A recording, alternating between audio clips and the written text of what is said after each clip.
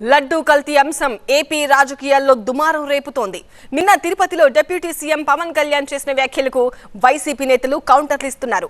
శ్రీవారి లడ్డూతో పాటు అయోధ్యకు పంపిన లడ్డూలలో కల్తీ జరిగిందన్న పవన్ వ్యాఖ్యలకు టీటీడీ మాజీ చైర్మన్ భూమన కరుణాకర్ రెడ్డి కౌంటర్ ఇచ్చారు.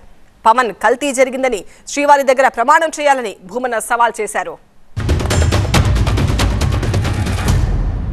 గత కొంతకాలంగా కల్తీ నెయ్యితోటి జంతువు కొవ్వుతోటి కలిపిన ప్రసాదాలు ఏడుకొండల వాడికి నైవేద్యంగా పెడతారు. అదే ప్రసాదాలు ఆంధ్రప్రదేశ్ నుంచి 1,00,000 లడ్డులు చేసి ఆ కల్తీ నెయ్యితోటి అయోధ్య రాముడికి పంపిస్తారు. శ్రీవారి లడ్డూలలో కల్తీ జరిగితే ఏ శిక్షకైనా మేము సిద్ధము అని చెప్పినాం. ఈ రోజు కూడా దాని మీదనే నిలబడి ఉన్నాం.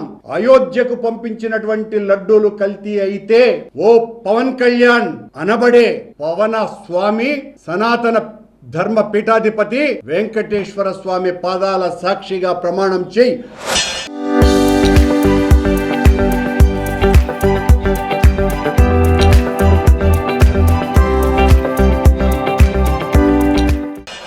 TTD Board Chairman Sri Y.V. Subbareddy, I would like to bring it to the entire nation what he had done in his tenure. He established a trust called Srivani Trust, which will collect rupees 10,000 for darshan of Lord Balaji. And the receipt they give is for 500.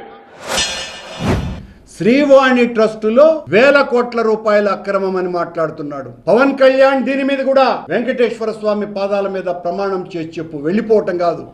ఈడ నాటకాలాడి ₹1 misuse అయ్యున్నా కూడా అది సుబ్బారెడ్డి గారి సమయంలో ఏర్పడినప్పటికీ కూడా అందులో నేను కూడా board సభ్యుడిని.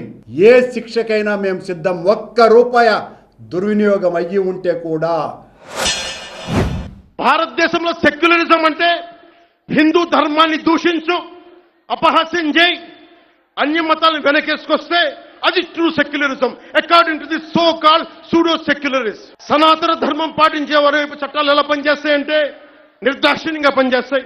అన్య ధర్మాలు పాటించే వారిపై ఎక్కువ మానవత్వం, దయ చూపిస్తారు.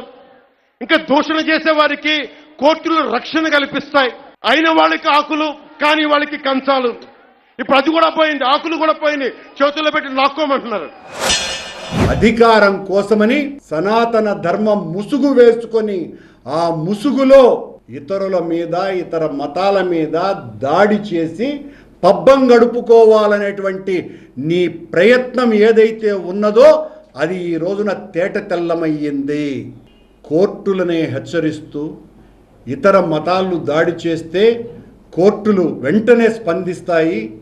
హైందవ మతం మీద దాడి చేస్తే కోర్టులు అసలు పట్టించుకోవు, రాజకీయ నాయకులు పట్టించుకోవు అని అనేక రకాలుగా అందరి మీద నీలాప నిందలు వేసినటువంటి నువ్వు